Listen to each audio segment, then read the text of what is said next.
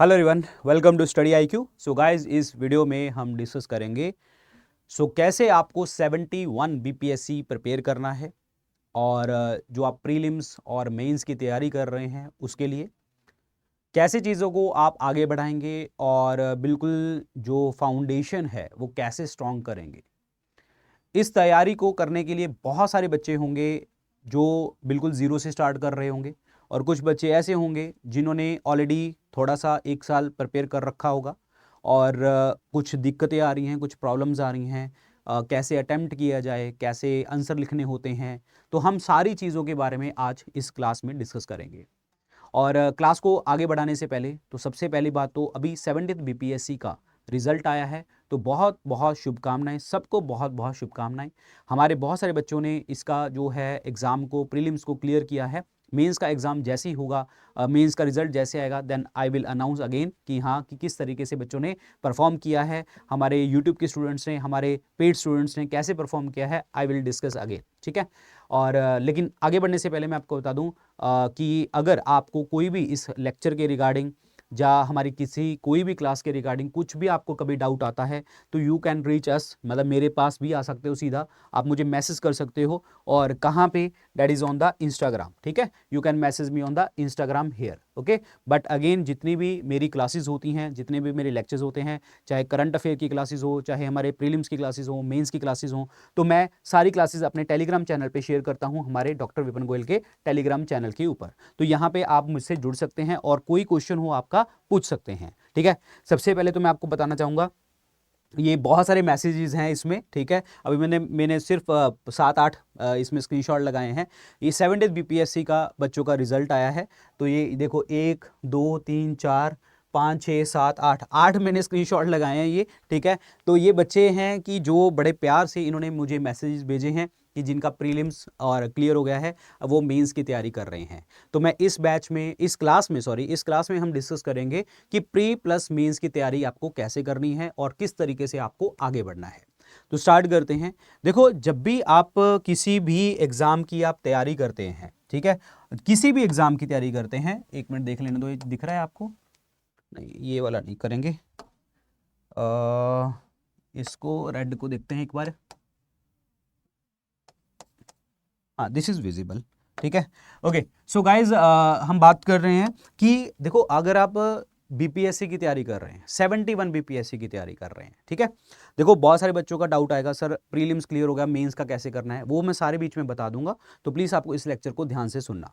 देखो बच्चे, अगर आप 71 बीपीएससी की तैयारी कर रहे हैं, है ना, तो उसमें आपको करना क्या है, आपके लिए, आपके सामने बहुत सारी स्टेजेस आती हैं उस एग्जाम के लिए। वो स्टेजेस कौन कौन सी हैं? First of all prelims, then उसके बाद आपका मेंस का एग्जाम होता है, ठीक है, एंड देन उसके बाद इंटरव्यू आपका होता है, ओके।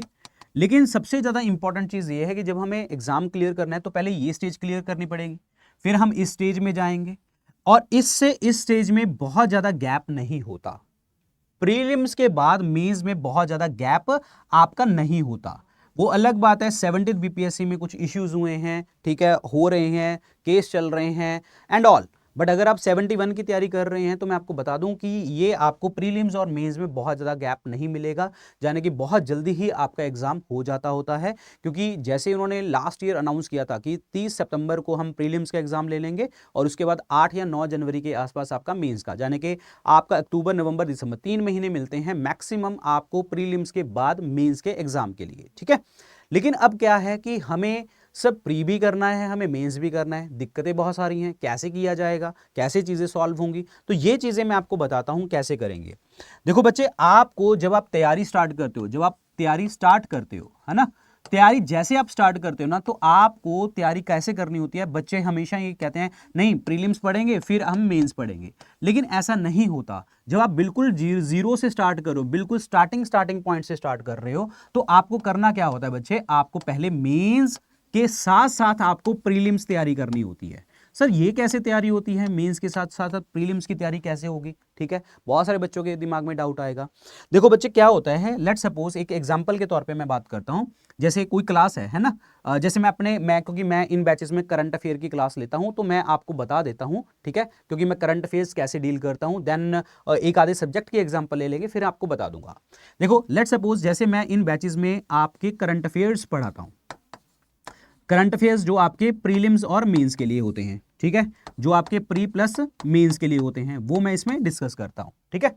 अब क्या होता है, जैसे कोई न्यूज आती है, ठीक है, जैसे कोई न्यूज आई, लेट सपोज अभी यूएस ने पेरिस क्लाइमेट को मना कर दिया, ठीक है, और फिर हम कुछ पेरिस क्लाइमेट के रिगार्डिंग पेरिस क्लाइमेट एग्रीमेंट के रिगार्डिंग कुछ बात कर रहे होंगे, न्यूज़ आई होगी।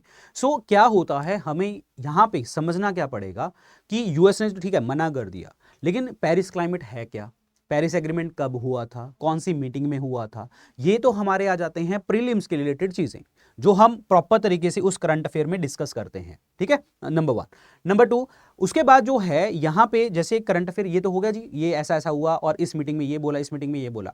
अब यहाँ पे ये आ जाता है मेंस का कैसे क्वेश्चन बन जाता है, मेंस का ये क्वेश्चन बन जाता है कि इंडिया कैसे आपको हेल्प कर रही है, जो भी ये क्लाइमेट चेंज हो रहा है, कि क्लाइमेट चेंज के लिए क्या मिशंस हैं, क्या इनिशिएटिव्स हैं जो गवर्नमेंट ऑफ इंडिया आपके लिए ले रही है। तो यहां पे वो मेंस का आपका प्रॉपर तरीके से क्वेश्चन बन जाता है। तो बच्चे ऐसे आपको पढ़ना होता है, कहने का मतलब एक कॉन्सेप्ट से कि क्या क्या पर्सपेक्टिव बन सकते हैं वो आपको पढ़ना होता है। वो पढ़ाता कौन है, हम, ठीक है। मैंने एक एग्जाम्पल के तौर पे आपसे बात करी है।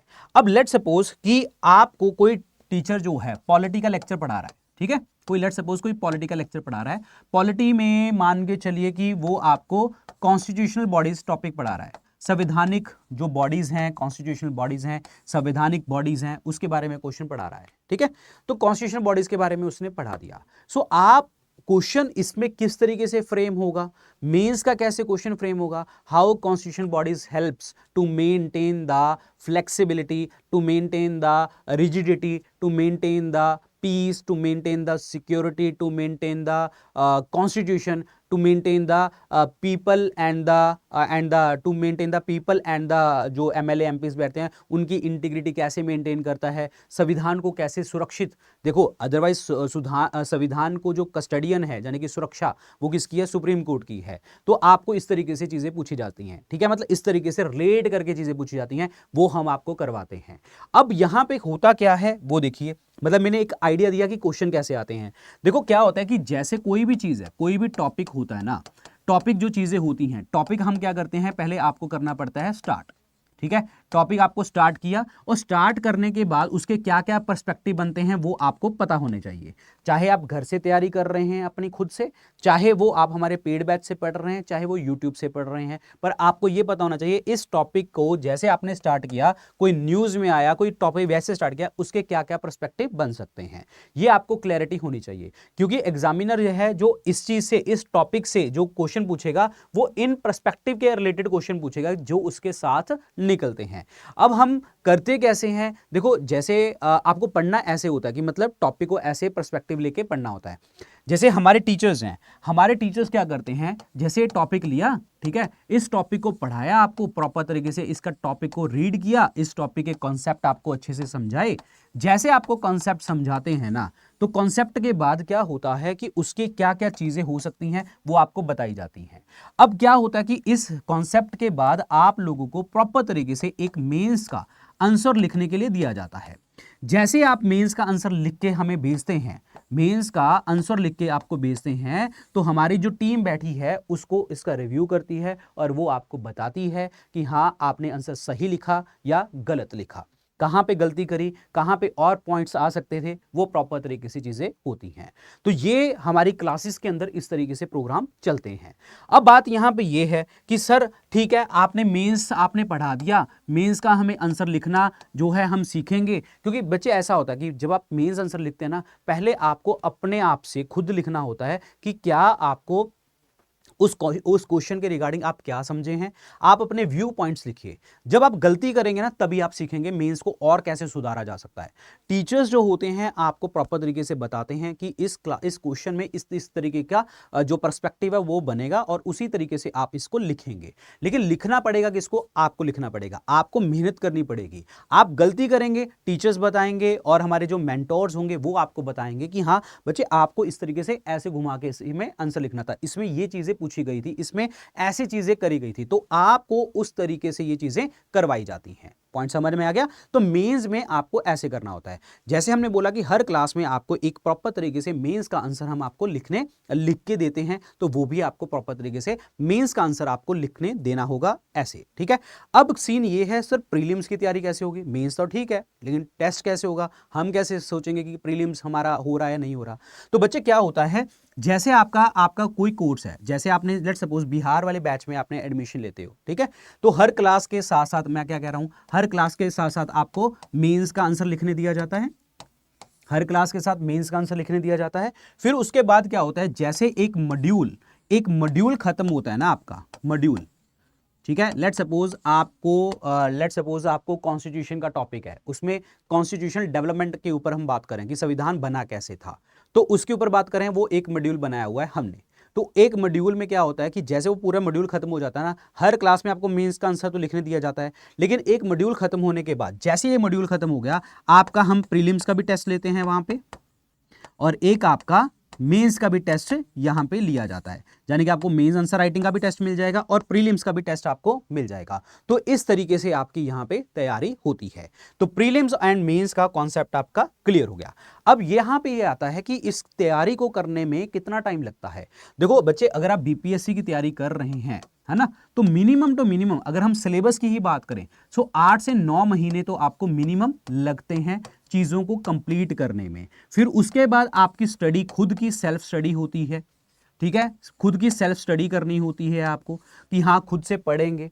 फिर बात ये आ जाती है कि सर आपने तो 8-9 महीने पढ़ा दिया, फिर उसके बाद हमें क्या करना है। बच्चे, आपको इस बैच के अंदर जो है 24 मंथ्स की वैलिडिटी दी हुई है। अब 24 मंथ्स का मतलब बच्चे ये होता है कि आप इस क्लासेस को जो है देख पाएंगे, रिकॉर्डेड भी देख पाएंगे, लाइव तो आप पढ़ेंगे ही पढ़ेंगे, रिकॉर्डेड भी आप देख पाएंगे, और उसके अंदर जो है आप पूरे 2 साल तक ये पूरा कोर्स देख सकते होंगे। इसमें सारी वीडियो लेक्चर्स पढ़े होंगे, आपको सारी चीजें, आपकी प्री प्लस मेंस की सारी चीजें पढ़ी होंगी, सब कुछ आपको देखने को मिलेगा।